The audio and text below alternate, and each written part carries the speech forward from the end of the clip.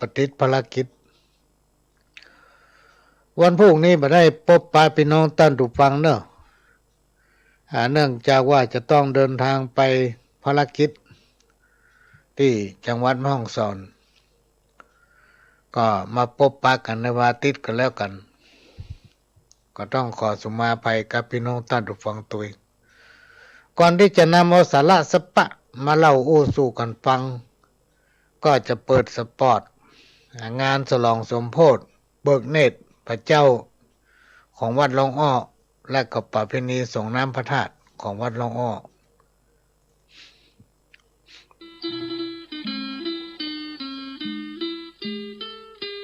ข่าวสารเพื่อการประชาสัมพันธ์วัดร้องอ้อศุกร์ที่9เมษายนช่วงเช้าก็มีการตกแต่งดาศรัทธาร่วมกันประดับประดาตกแต่ง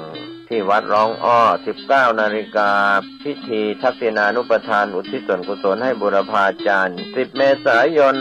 วันถวายผ้าป่าประจำปี 8 นาฬิกาเป็นต้นไปเริ่มถวายผ้าป่าตลอดทั้งวันจนถึงช่วงกลางคืน 20 นาฬิกาก็มีการแสดงมหรสพรำวงย้อนยุคพ่อค้าแม่ค้าสวนสนุกอาทิตย์ที่ 11 เมษายนเป็นวันประกอบพิธีส่งน้ำพระธาตุแล้วก็เบิกพระเนตรพระ 20 นาฬิกาการแสดงจากคณะนักเรียนโรงเรียนวัดร้องอ้อ 20 นาฬิกา 30 นาทีเริ่มประกอบพิธีสวดมนต์สัน 23 นาฬิกาพิธีแสดงธรรมปฐมสมโภช 12 มีนาคม 2564 พิธีต่อเนื่องหลังเที่ยงคืนสวดมหาสมัยพานยักษ์พิธีสวดมหาพุทธาภิเษก 3 นาฬิกาพิธีแสดงธรรมมหาพุทธาภิเษกเริ่มพิธีกวนข้าวมัทุปายาต 5 นาฬิกาเริ่มพิธีสวดไขตาพระเจ้า 6 นาฬิกาถวายทายธรรมแผ่เมตตาเป็นเสร็จพิธีในกิจกรรมและพิธีบวงสรวงก็เป็นส่วนที่เป็นกำหนดการงานของวัดร้องอ้อจากกำหนดการเดิมได้เลื่อนมาเป็น9 ถึง 12 เมษายน 2564 9 ถึง 12 เมษายน 2564 เชิญท่านร่วมงานบุญส่งน้ำพระธาตุและพิธีเบิกพระเนตรพระพุทธรูปประจำปีนี้โดยพร้อมเพรียงกัน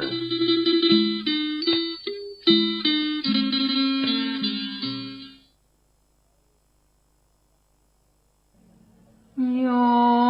หัดเหนือทางวันตากราบไว้ต่างดวงดอกไม้มาทุบุพภาแปลงใจนอบน้อมพุทธมหามนต์ค่าศรัทธา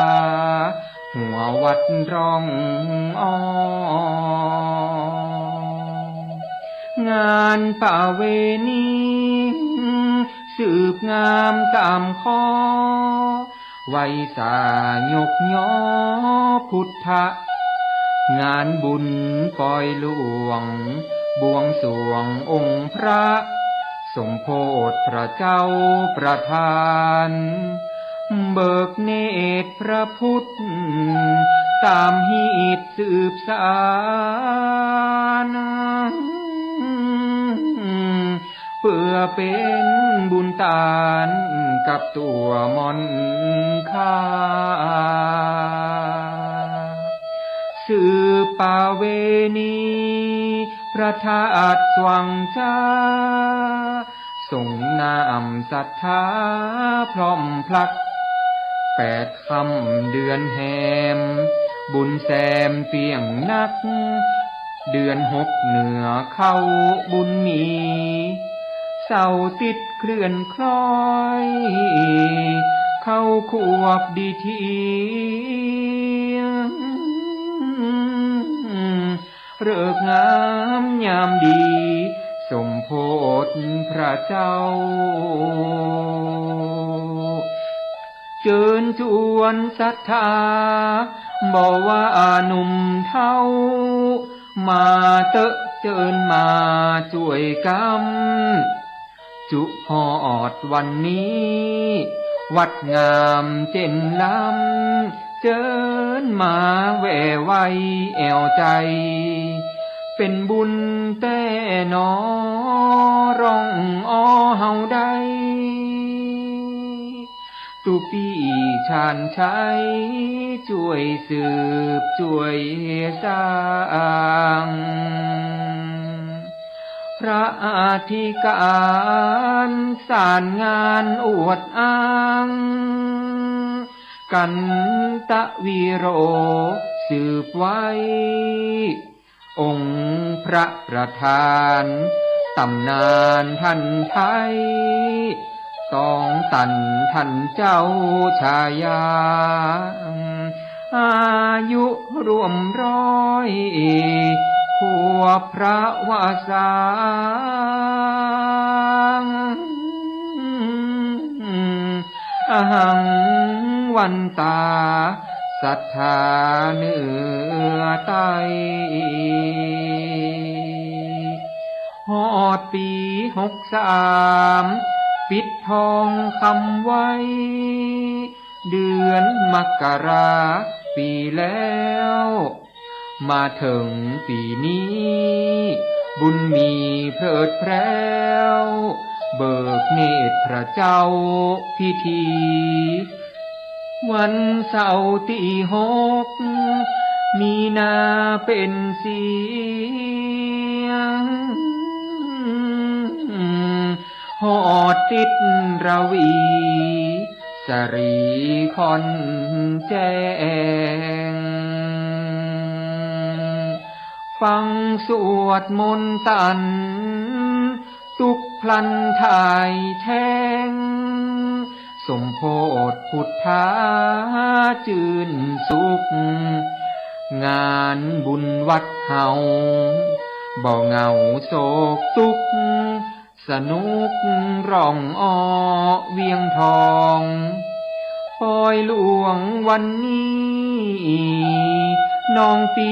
ฉลองหีถอยคันลอง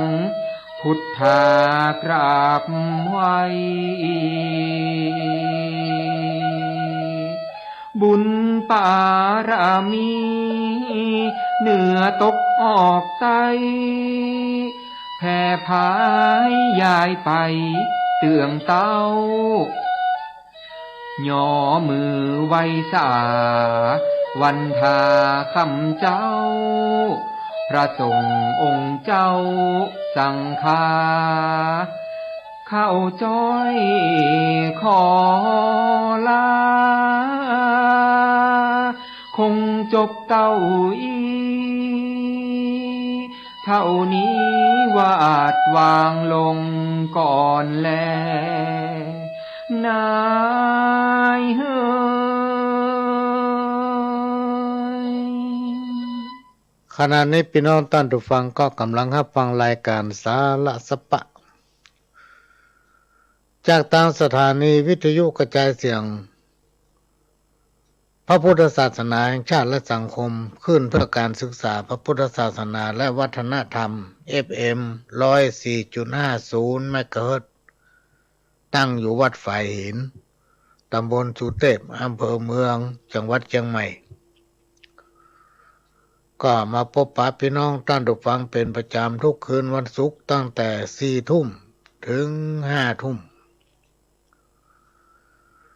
วันนี้ก็จะได้นำเอากรรมบักเก่ามาเล่ามาอู้สู้กันฟัง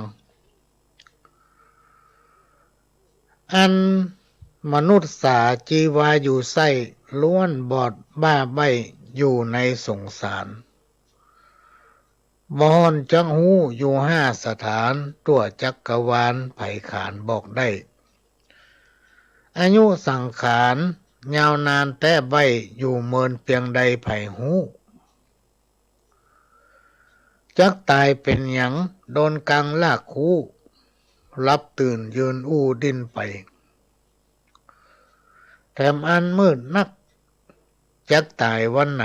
ตายเวลาใดเจ้าขวายใบล่าตายแล้วไปไหนไผจักคล้องแวะนรกสวรรค์ชั้นใด 5 สถานนี้เป็นที่สงสัยมีไผคนใดจักไขบอกได้ฮู้กล้าต่อว่าวันนี้ยังเฝ้าวันผู้คนเฮาไปฮู้ด้วยเหตุนี้แหละหมู่เฮาทั้งหลายอย่าได้คุดคู่ประมาทอยู่ได้ไปวันแห่งสร้างบุญกันไว้เพื่อได้ไปสวรรค์เพื่อได้ถึงนิพพานในวันตั้งหน้าในวันตั้งหน้าก็คนเฮาพี่น้องท่านทุกฟังฮู้วันเกิดฮู้เวลาเกิด ฮู้ปัจจุบันฮู้เมื่อวันฮู้เมื่อคืนแล้วก็ฮู้สัพพะจากการเรียนรู้จากประสบการณ์แต่สิ่งที่คนเฮาบ่ฮู้ก็สามารถยังฮู้ได้ก็คือว่าไผจะตายวันหยังจะตายเมื่อใด บางทีหันกันแท้ๆพี่น้องท่านทุกฟังยังอู้จากันได้ใครหัวใส่กันอยู่โอ้เผลอแป๊บเดียวตายไปละเพราะคนเฮาฮู้กล้าปัจจุบันฮู้กล้าวันนี้วันพรุ่งนี้ไผมาฮู้อายุหนุ่มน้อยตายก็มีสมัยตะก่อนเนี่ยพี่น้องท่านทุกฟังอาศัยพละกำลังละอ่อนนี่หรอกลากก็ดีหามก็ดีสรีระของปู่อุ้ยแม่อุ้ยของพ่อของแม่ปู่ย่าตายายไปสู่สุสานประเดี๋ยวนี้พ่อแม่ปู่ย่าตายายปีป้านาอา ส่งสการให้ลูกให้หลานก็มีแล้วมันเป็นยุคที่มีการโลกาภิวัตน์คนตายกันไปเลยเพราะอย่างพี่น้องท่านผู้ฟังเพราะว่าหลายๆอันหลายๆอย่างที่เปิ้นเชื่อเปิ้นถือที่คนเฒ่าคนแก่ว่าบ่ดีเฮาบ่สนใจเฮาบ่ฟังเฮาบ่เชื่ออย่างคิดเนี่ยคำว่าคิดอุบาทอย่างเงี้ยสิ่งทั้งหลายเนี่ยถ้ามันเกิดขึ้นกับไผเนี่ยพี่น้องท่านผู้ฟังบอกโอ้ยแม่โอ้ยคนเฒ่าคนแก่เพิ่นว่ามันแก้บ่ตกแก้ถึงบ่ตกแกล้งได้กระจังมันถึงบ่ตก เพราะนั้นก็ต้องระมัดระวังคือเชื่อฟังพ่อน้อยพ่อนานเชื่อฟังครูบาอาจารย์เชื่อฟังพ่ออุ้ยแม่อุ้ยที่เพิ่นเกิดมาก่อนเฮาจะไปถือว่าคนแต่ก่อนเพิ่นบ่ฮู้ยิ่งเพิ่นอยู่เมินมาเท่าใดเนี่ยพี่น้องท่านผู้ฟังประสบการณ์ของเพิ่นมันมีนักเอาบ่ดีเหลือกรรมเพิ่นสิ่งไหนที่เพิ่นว่าบ่ดีจะไปยะสิ่งไหนที่เพิ่นว่าอันนี้บ่ดีเน้อจะไปใกล้นี่ไกลๆกรรมเก่าวันนี้บักกอก3 ตะกร้าเอาขว้างบ่ถูกมีความหมายว่าคนที่อู้เก่งหรือคนที่อู้ตลบตะแลงถ้าอู้ตามภาษาเจ้าบ้านเฮานี่คนวอกนี่นะ อันนี้ตามภาษาเจ้าบ้านคนตะกอนเนี่ยเพิ่นจะว่าคนเฮาเนี่ยพี่น้องท่านผู้ฟังถ้ามันจะลวกเนี่ยเกิดมามันก็ลวกละเปิ้นฮ้องว่าลวกแต่ผ้าอ้อมปอกแต่ถ้ามันจะวอกมันวอกตั้งแต่น้อยมาละ อันนี้เป็นกรรมที่คนเฒ่าคนแก่เพิ่นว่าไว้คนที่อู้ตลบตะแลงหรือว่าคนวอกเอาบักกอกมาใส่กล้วย3 กล้วยเอาขว้างมันถึงบ่ถูก คนที่อู้จนจับบ่ได้ไล่บ่ตันวันนี้อู้ยังวันพรุ่งอู้ยังอู้ง่ายๆก็เป็นคนที่ชอบลบหลีกได้คล่อง อู้แต่แบบนั้นก็คือเป็นคนที่กระล่อนสุดๆคนประเภทนี้เป็นที่น่ารังเกียจของสังคมเพราะมันเป็นคนวอกขนาดเอาบกกอกมาใส่กลวย3 กลวยเอาขว้างเอาปลามันยังบ่ถูก คนวอกในภายถึงบ่ครบกรรมบกอทำกรรมหนึ่งเอามะพร้าวห้าวมาขายสวนเป็นกรรมที่เปรียบเปยกับคนที่หู้เท่ามาถึงการแต่อวดเก่งอวดฉลาดอวดหู้หรือว่าเป็นคนที่บัฉลาดหรือว่าเป็นคนโง่อวดว่าตัวเองนั้นแน่อวดฉลาดอวดว่าตัวเองมีสติปัญญาอวดอู้กับคนที่เปิ้นเป็นปราชญ์ผู้รู้หรือเป็นคนที่ปัญญาการคนที่ญาการนี่กับคนมาญาการนี่มันจะเหมือนกันนะพี่น้องท่านผู้ฟังคนที่เป็นมีประสบการณ์ที่ปัญญาการเปิ้นอู้ได้เพราะปัญญาเนาะเฮาฟังแล้วมันมีเหตุมีผลสำหรับคนที่มันญาบ่ทำมาอย่างซักอย่างแล้วเอามาอู้เหมือนกับเอาเป้าเฮาไปขายสวนจับต้นชนปลายถึงบ่ถูกเพราะมันบ่ได้ญะมันบ่ได้ทำแต่ว่ามันเป็นคนอวดฉลาดอวดลวกอวดเลี่ยมนะนี่เป็นห้องว่าเอามะพร้าวห้าวมาขายสวนถามมันก็ปากบ่ถามมันก็ปากมันถึงซ้ออู้คนที่อวดหู้อวดฉลาดทั้งที่ตัวไม่ได้ทำบ่เคยเนี่ยกรรมเก่าทำกรรมหนึ่งฟ้าสูงแผ่นดินต่ำ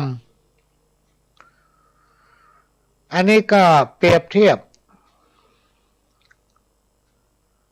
คือคนเฮาที่หมูจักที่ต่ำที่สูงหมูจักกาลเทศะหรือว่าหมูจักที่สูงที่ต่ำนี่เนาะ สิ่งไหนควรสิ่งไหนบ่ควรเพิ่นเลยเปรียบเทียบว่าฟ้าสูงแผ่นดินต่ำอันใดที่มันเหมาะสมกับฐานะของเฮาอันใดที่มันเหมาะสมบดีตีตนไปเสมอเปิ้นเหี่ยหมดคนโบราณบอกว่าบดีตีตัวเสมอต้านบดีตีตัวเสมอต้านฟ้าสูงแผ่นดินต่ำเฮาจะต้องฮู้จักตัวเก่าเป็นประการแรกจะไปลืมตัวปัญหามันเกิดขึ้นถึงวันนี่ก็เพราะว่าคนเฮาลืมตัว คำโบราณที่เพิ่นบอกว่าละอ่อนลึงละอ่อนดื้อเนี่ยยังมันน่ากลัวเต้าคนใหญ่ลืมตัวเป็นสิ่งที่น่ากลัวละอ่อนดื้อละอ่อนนี่เฮาจุเฮาหลอกไปเนอะฮั่นนะเมียโพงไม่ฮั่นระวังเนอะตกโตมดักปิ้ง แต่คนใหญ่ลืมตัวเนี่ยเอาเหตุผลอย่างมาอู้มันก็จ้างมันถึงมาฟังเพราะมันเป็นคนลืมตัวมีนักเนอะคนลืมตัวนี่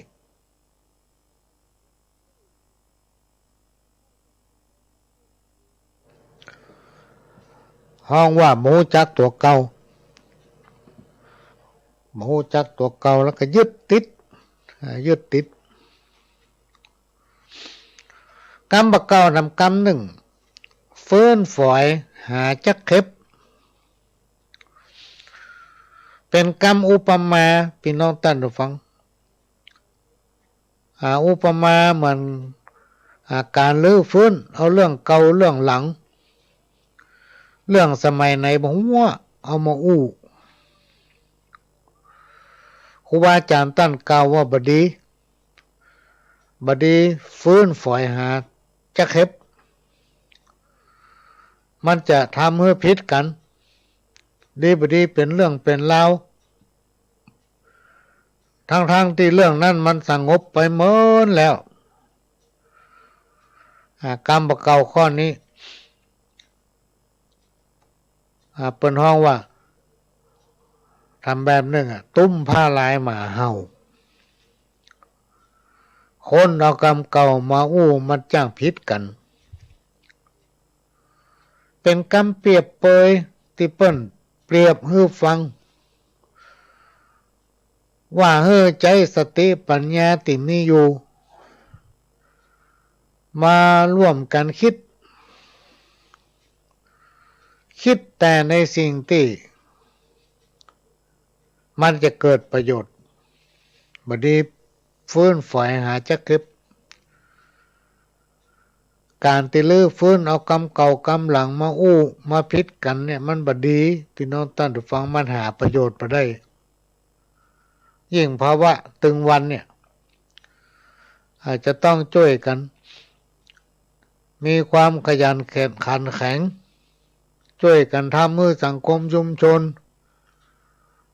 ช่วยกันทำให้พี่น้องศรัทธาพุทธบริษัทเกิดความเข้มแข็งเพิ่มศรัทธาความเลื่อมใสศรัทธาในพระพุทธศาสนาบางก้าวหันในเฟซหันในไลน์หันในข่าวหลายๆจังหวัดที่เพิ่นรณรงค์เพิ่นทำกิจกรรมกันว่าเอาศาสนาพุทธของเขาเนี่ยเป็นศาสนาประจำจังหวัดอันนั้นประจำจังหวัดนี้ตามข่าวที่เพิ่นเสนอมาโดยตลอดเพราะนั้นเราต้องช่วยกันสร้างความสมานฉันท์เหมือนกับกรรมที่ขึ้นต้นตะกี้เนี่ยว่าคนเฮาเนี่ย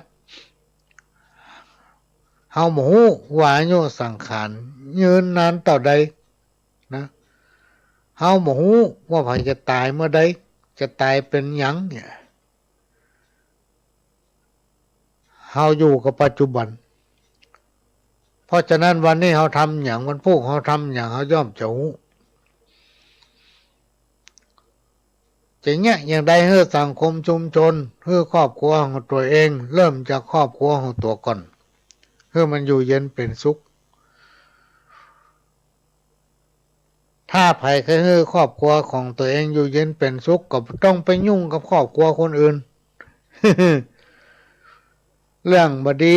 จะไปเอาเข้ามาในบ้านเป็นห้องว่าไฟตั้งนอกบดีเอาเข้ามาไฟตั้งในบ้านก็บดีเอาออกไปตั้งนอกนะมันบดีถ้าปฏิบัติได้อย่างเนี้ยก็จะมีความอยู่เย็นเป็นสุขกินได้นอนหลับคือสนใจกับเรื่องของตัวเก่าเรื่องคนอื่นไม่ต้องไปสนใจเพราะมันไม่ใช่เรื่องอย่างเขานี่เป็นต้นกรรมเก่าทำกรรมหนึ่งกิ้งคกขึ้นภูเขาหรือว่ากิ้งไปหินขึ้นภูเขามีความหมายว่าเรื่องที่กำลังจะทำหรือว่าการงานใดก็ตามที่จะทำให้มันสำเร็จบรรลุผลนั้นมันตึงยากลำบากแสนเข็ญพี่น้องท่านผู้ฟังปัจจัยเป็นของที่ทำกันได้ง่ายๆเปิ้นจึงมีคำเปรียบเปรยว่าเข็นคกขึ้นภูเขาหรือว่าเข็นคกขึ้นดอยกิ้งไปหินขึ้นดอยเนี่ย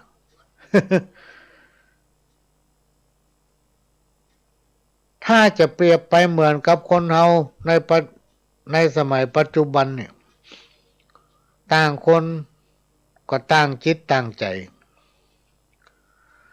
ยากที่จะทำให้ทุกคนมีความคิดเหมือนกันทั้งหมดนะนานาจิตต่างพี่น้องท่านผู้ฟังเพราะนั้นการพัฒนาตนเองเมื่อพัฒนาตนเองแล้วไปพัฒนาคนพัฒนาสังคมพัฒนาชุมชนพัฒนาหมู่บ้านมันยาก กว่าจะทำให้มันเป็นที่ประจักษ์แก่สายตาของคนทั้งหลายได้นั่นโอ้ไม่ใช่ธรรมดาพี่น้องท่านผู้ฟังต้องทำทุกวิถีทางต้องยากแต่ก็เมื่อกี่วันที่ผ่านมาเนี่ยต้องขอชมเชยยกย่องพี่น้องอำเภอแม่อ่อนพี่น้องอำเภอแม่อ่อนก็มีการอบรมสัมมนาเพิ่มศักยภาพให้คณะกรรมการที่อำเภอแม่อ่อนเมื่อวันที่24ที่ผ่านมาเนี่ยพี่น้องท่านผู้ฟังโดยสำนักงานพัฒนาชุมชนจังหวัดเชียงใหม่ได้ประสานเชิญพ่อหลวงและก็รองประธานไปร่วมการสัมมนาเพิ่มศักยภาพคณะกรรมการกองทุนแม่ของแผ่นดินบ้านอำเภอแม่อ่อนกำลังโค่นหาชื่อบ้านลืมชื่อบ้าน ลืมชื่อบ้านพ่อหลวงก็ไปร่วมกับประธานเครือข่ายรองประธาน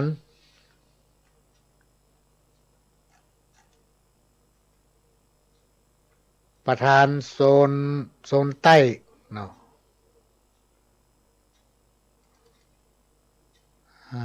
เป็นหมู่บ้านโทกเสืออำเภอดอยหล่อก็ได้เดินทางไปพร้อมกับพ่อหลวงสิทธิพลพันพรซึ่งเป็นประธานเครือข่ายกองทุนแม่ของแผ่นดินอำเภอตังกำแพงและก็เป็นเลขานุการเครือข่ายกองทุนแม่ของแผ่นดินจังหวัดเชียงใหม่และก็พ่อหลวงจรัญธรเทพประธานเครือข่ายกองทุนแม่ของแผ่นดินจังหวัดเชียงใหม่เป็นรองประธานเป็นประธานโซนใต้ก็ได้เดินทางไปร่วมประชุมรับทราบปัญหาแนวทางแก้ไขปัญหาของกองทุนแม่ของแผ่นดินในพื้นที่อำเภอแม่อ่อนพร้อมกับบรรยายโครงการเพิ่มศักยภาพคณะกรรมการศูนย์เรียนรู้กองทุนแม่ระดับจังหวัดก็ได้มีคุณอัมพรชัยโยพัฒนาการอำเภอแม่อ่อนและก็คุณทันชนกทาศักดิ์นักวิชาการพัฒนาชุมชนชำนาญการมีป้อกำนันชำลานสำลานกันตีมูลกำนันตำบลทาเหนืออำเภอแม่อ่อนจังหวัดเชียงใหม่พร้อมโดยคณะกรรมการศูนย์เรียนรู้กองทุนแม่ของแผ่นดินบ้านใหม่ดอนแก้วหมู่ที่2ตำบลทาเหนืออำเภอแม่อ่อนจังหวัดเชียงใหม่ก็เป็นศูนย์ของจังหวัดพี่น้องท่านผู้ฟังในอนาคตอันใกล้นี้ก็จะมีพิธีเปิดป้ายศูนย์นะของจังหวัดเพื่อจะเตรียมไว้เป็นที่รองรับแขกที่มาเยี่ยมเชียงใหม่เหมือนบ้านต้าร้องขี้ควายสมัยก่อนเนี่ยพี่น้องท่านผู้ฟังจะมีคนเข้ามาศึกษาดูงานตามโครงการแลกเปลี่ยนรู้ถึงวันเกือบจะทั่วประเทศ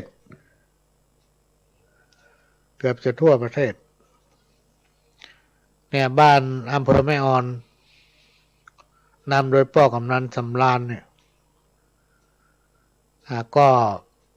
จะได้ต้อนรับพี่น้องกลุ่มองค์กรหมู่บ้านกองทุนแม่ในระยะประเมินเนี่ยถ้าเปิดป้ายแล้วก็แสดงว่าพร้อมละ พร้อมที่ต้อนรับกรรมเก่าทำกรรมหนึ่งคบกับคนพาล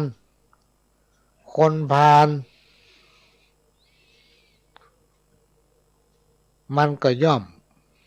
ปาไปหาทางผิดแต่ถ้าคบกับบัณฑิตก็จะปาไปหาผลมีความหมายว่าถ้าไผผู้ใดคบกับคนใจต่ำสันดานบดี ถ้าไผได้สูงสิ่งได้คบค้าสมาคมกับคนใจต่ำสันดานบดีก็จะปาให้พลอยคิดบดีไปตัวมันนะแต่ถ้าเราได้คบหากับคนดีผู้ที่มีสติปัญญาหรือว่าผู้ที่เพิ่นมีความรู้จิตใจเพิ่นสูงนะเวลาเพิ่นจะพอไผนี่เพิ่นบ่พอแต่เปลืองนอกเพิ่นจะดูถึงวิสัยทัศน์ดูถึงการอู้กันจาดูถึงการปฏิบัติตัวไม่ใช่พอการหน้าตาแล้วก็การแต่งตัว คนเรานี่จะดูไผต้องดูถึงตั้งในอกในใจพี่น้องท่านผู้ฟังถ้าใครรู้จักไผเข้าหาคนนั้นแต่ถ้าเราไปโดนไปปะใส่คนที่สันดานต่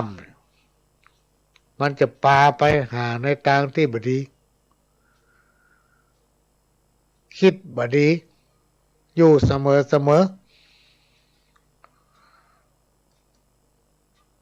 กรรมเก่าทำกรรมหนึ่งแมวขึ้นขวนบ่ม่วนใจหนูแมวขึ้นขวนบ่ม่วนใจหนู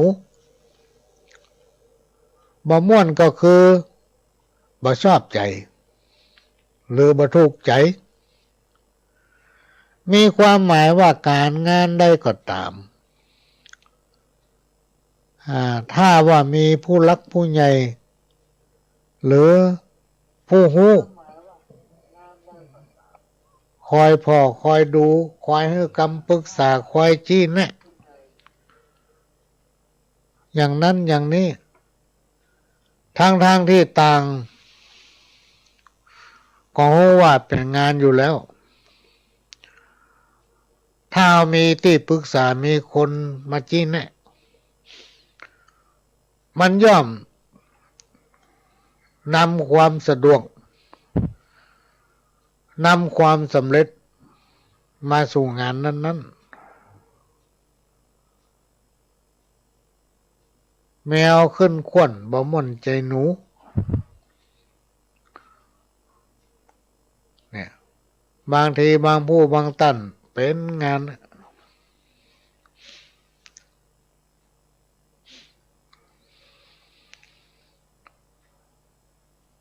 การงานใดก็ตามถ้ามีผู้รักผู้ใหญ่หรือผู้หู้คอยพอคอยดูแน่อย่างนั้นอย่างนี้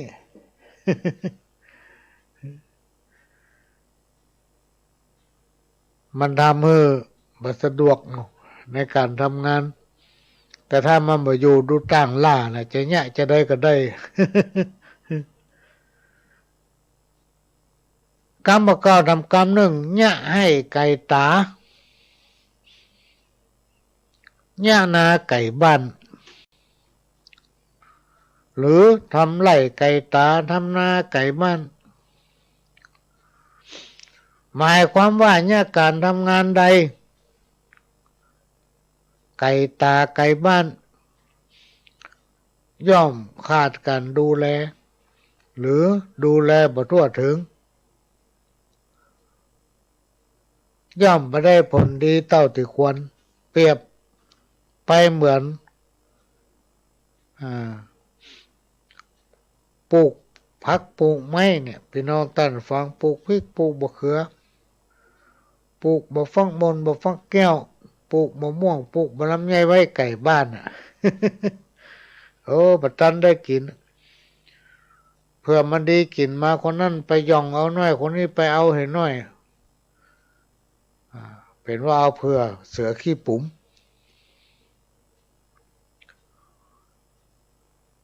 ทำกรรมหนึ่งเสียมบะคมใส่ด้ามหนักกำหูมันนัก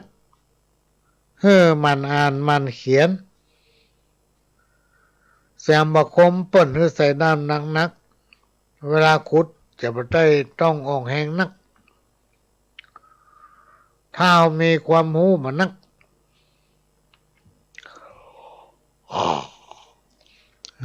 มันอ่านมันเขียนมันเฮียนมันพัฒนาตนเองแสวงหาความรู้เพิ่มเติมเรื่อยๆกรรมเก่าทำกรรมหนึ่งกินของเปิ้นไว้ของตัวมีความหมายว่าเป็นคนหันแก่ตัวเอาเปรียบคนอื่นกินก้าของเปิ้นบางทีตัวเก่านี่เอาซ่อนไว้ กินเปิ้นติ๊กๆตั้งทางตัวซ่อนไว้คนประเภทนี้พี่น้องตันเดือฟังคบยากหรือว่าบดีคบ บดีคบโยหัดหน้าทางวันตากราบไว้ต่างดวงดอกไม้มาทุบุพภาแปลงใจนอบน้อมพุทธมหามนคาศรัทธาหัววัดร้องงานป่าเวณีสืบงามตามข้อไว้สายกย่อพุทธงานบุญปล่อยหลวงบวงสรวงองค์พระสมโพธิพระเจ้าประทานเบิกเนตรพระพุทธตามหีบสืบสานเพื่อเป็นบุญตานกับตัวมนค่าสืบป่าเวณีพระธาตุสว่างจ้าส่งน้ำศรัทธาพร้อมพลัก8 ค่ำเดือนแหมบุญแซมเปียงนักเดือน6เหนือเข้าบุญมีเสาติดเคลื่อนคล้อยเข้าขวบดีทีเริกงามยามดีสมโพธิพระเจ้าเชิญชวนศรัทธาบอกว่าหนุ่มเท่ามาเตอะเชิญมาช่วยกำจุหอดวันนี้วัดงามเจนลำเจิญมาแว่ไว้แอวใจเป็นบุญแต่นอร้องเฮาได้ตุปีชาญชัยช่วยสืบช่วยสร้างพระอธิการสารงานอวดอ้างกันตะวีโรสืบไว้องค์พระประธานตำนานท่านไทย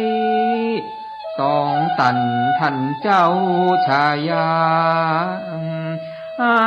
ยุรวม100 ขวบพระวาสา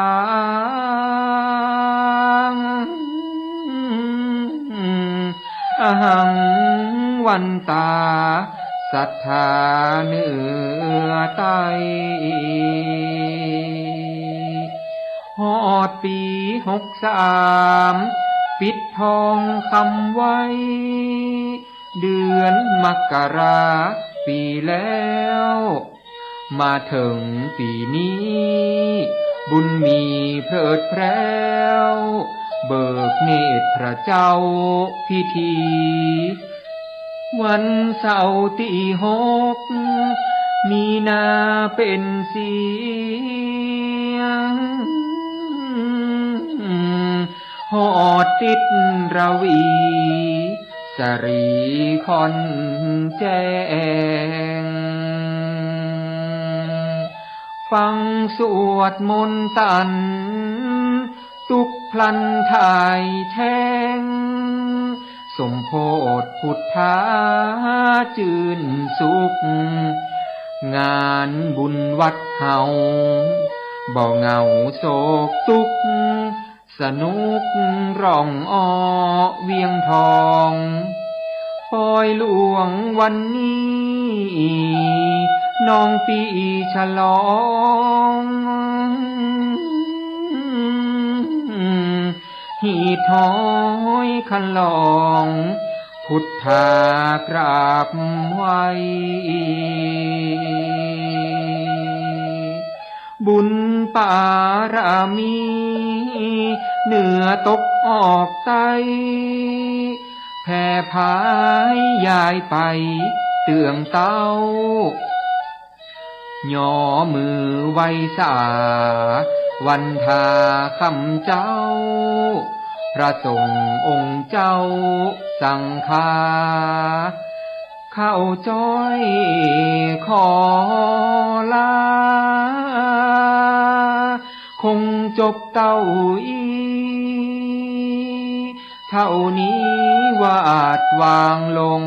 ก่อนแลนายเฮ้ย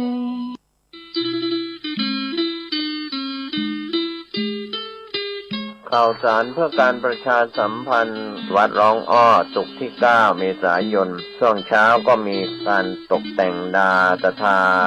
ร่วมกันประดับประดาตกแต่งที่วัดร้องอ้อ 19 นาฬิกาพิธีทักษิณานุปทานอุทิศส่วนกุศลให้บุรพาจารย์ 10 เมษายนวันถวายผ้าป่าประจำปี 8 นาฬิกาเป็นต้นไปเริ่มถวายผ้าป่าตลอดทั้งวันจนถึงช่วงกลางคืน 20 นาฬิกาก็มีการแสดงมหรสพรำวงย้อนยุคพ่อค้าแม่ค้าสวนสนุกอาทิตย์ที่ 11 เมษายนเป็นวันประกอบพิธีส่งน้ำพระธาตุแล้วก็เบิกพระเนตรพระ 20 นาฬิกาการแสดงจากคณะนักเรียนโรงเรียนวัดร้องอ้อ 20 นาฬิกา 30 นาทีเริ่มประกอบพิธีสวดมนต์สัน 23 นาฬิกาพิธีแสดงธรรมปฐมสมโพธิ 12 มีนาคม 2564 พิธีต่อเนื่องหลังเที่ยงคืนสวดมหาสมัยพานยักษ์พิธีสวดมหาพุทธาภิเษก 3 นาฬิกาพิธีแสดงธรรมมหาพุทธาภิเษกเริ่มพิธีกวนข้าวมัทุปายาต 5 นาฬิกาเริ่มพิธีสวดไขตาพระเจ้า 6 นาฬิกาถวายทายธรรมแผ่เมตตาเป็นเสร็จพิธีในกิจกรรมและพิธีบวงสรวงก็เป็นส่วนที่เป็นกำหนดการงานของวัดร้องอ้อจากกำหนดการเดิมได้เลื่อนมาเป็น 9-12 เมษายน 2564 9-12 เมษายน 2564 เชิญท่านร่วมงานบุญส่งน้ำพระธาตุและพิธีเบิกพระเนตรพระพุทธรูปประจำปีนี้โดยพร้อมเพรียงกัน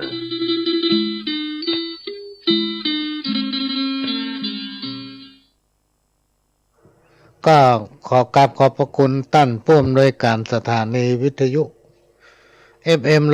104.50 เมกะเฮิรตซ์วัดไฟหินหลวงพ่อพระครูสมุวิสุวัฒน์วรกิจโยที่ได้ให้การอนุเคราะห์รบกวนอาจารย์พินานเกษตรเพชรสำริดได้อัดสปอร์ตให้ก็แจ้งประชาสัมพันธ์ให้พี่น้องศรัทธานักศีลนักบุญทั้งหลายในกิจกรรม ในการสมโภชเบิกเนตรพระเจ้าปาปินิธาตุแล้วก็ต้อนพระป่าประจำปีของวัดหลวงอ้อก็ได้รับการอนุเคราะห์จากทางสถานีจะมาทำการถ่ายทอดพี่น้องท่านผู้ฟังก็ช่วยกันคนละเล็กละน้อยพ่อหลวงก็จะแปลงต้นพระป่าเพื่อนำเอาปัจจัยรายได้นั้นมอบถวายท่านผู้อำนวยการสถานีเพื่อท่านจะได้นำไปทนุบำรุงสถานีวิทยุของวัดฝ่ายหินนั้นเป็นของคนฟังต่างก็เป็นเจ้าของเหมือนกันทุกท่านที่เราจะต้องได้ช่วยกันทนุบำรุงพี่น้องท่านทุกฟังกรรมเก่ากินแล้วลืมอยากปากแล้วลืมกำอู้แล้วลืมกำอู้ กินแล้วลืมอยากก็คือเป็นคนที่ได้ดีแล้วลืมตุก ได้ดีแล้วก็ลืมตุกลืมอยากลืมความเก่าความหลังหรือว่าลืมกำอู้กำจ๋าบ่ฮู้จักรักษากำอู้คนประเภทเนี้ยพี่น้องท่านว่ามีนักเหมือนกันบางทีไปบอกผีเจ้าตี้ขอเลขเด็ดเนี่ย ขอมันได้สักกำตั้งวันนี่นะบอกกองได้แต่บอกว่ามันน้อยมันพอเลี้ยงเตื้อเดี๋ยวก็ไปขอเขาเจ้าตี้ทำงวนเจ้าตี้ประกะฮือทำลืมมาเลี้ยงเปิ้น เอาเข้าเจ้าตี้ลำคาญเล่นบอกบอกไปสักคน กรรมเก่าทำกรรมหนึ่งกึมเงิมดื่มในน้ำบะไหลเจียวปื้นกึมเงิมดื่มในน้ำบะไหลเจียวปื้นมีความหมายว่าเป็นคนขึมลึกเป็นเหมือนน้ำนิ่งแต่ว่ามันไหลทั้งปื้นเป็นห้องน้ำนิ่งไหลลึกมันเจียวอยู่ทั้งปื้นคนเฮานั้นพี่น้องท่านผู้ฟังบ่ได้มองกันแต่ภายนอกถ้าไปมองคนแต่ภายนอกน่ะก็เดี๋ยวท่านจะปะความเสียใจบางทีตั้งนอกมันดูดีนะตั้งในมันบ่ดี กินเมื่อใจยังกินเมื่อดังสาบมีความหมายว่าฮู้จักใจชีวิตและโอกาสเป็นประโยชน์ใจชีวิตและโอกาสเป็นประโยชน์ก่อนที่มันจะสายเกินไปบางทีเปิ้นบอกยังบ่เชื่อ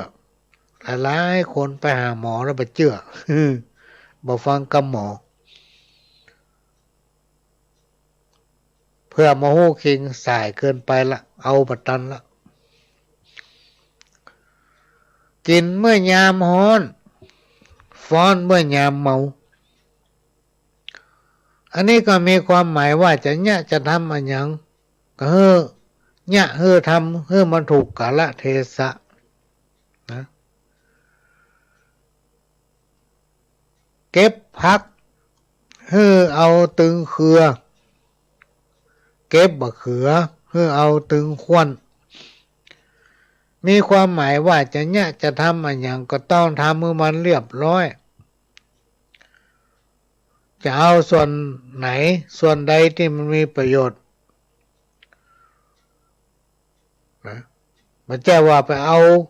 อันที่มันมีประโยชน์อย่างเดียวเอาส่วนที่มีประโยชน์ละไว้ให้เปิ้นโบราณอาจารย์เปิ้นว่าบ่ดีเก็บผักเอาตึงเขือเก็บบะเขือเอาตึงควันละควันกำหนามันไว้ให้เปิ้น กินอิ่มนอนบ่หลับ มีความหมายว่าสบายกายแต่ทุกอกทุกใจซึ่งมันมีธรรมกรรมหนึ่งที่คนเปิ้นมักจะเปรียบเปยไว้เป็นอุทาหรณ์สอนใจว่ากินอิ่มแล้วหนีมีความหมายว่าในที่ตกทุกข์ได้ยากเวลาที่ตกทุกข์ได้ยากมาอาศัย มาอาศัยเปิ้นพอได้ดีแล้วหายแซ่บเปิ้นห้องว่ากินอิ่มแล้วหนีอู้ไปอู้มาเวลาหมดละพี่น้องท่านผู้ฟังเหลือประมาณ4 นาทีแล้วก็รายการของพ่อหลวงนี่เสียงมันจะไปจ้าเฮาอู้ได้จันเมินเสียงมันถึงจะไปเพราะนั้นตอนนี้ก็จะนำรายการจากพี่น้องท่านผู้ฟังไปก่อนวันพรุ่งนี้วันเสาร์ปกติรายการของพ่อหลวงจะมี4 โมงถึง 6 โมงแมลงแต่วันพรุ่งนี้มีภารกิจอยู่ต่างจังหวัดมาได้มาดำเนินรายการก้อยมาปะกับวันอาทิตย์บ่ายโมงถึงบ่าย3เนอะสำหรับค่ำของคืนวันนี้ขอพี่น้องท่านผู้ฟังนอนรับฝันดีมากันคู่คนจากกับผมพ่อหลวงสว่างธาตุอินทร์จันทร์ขอสวัสดีครับ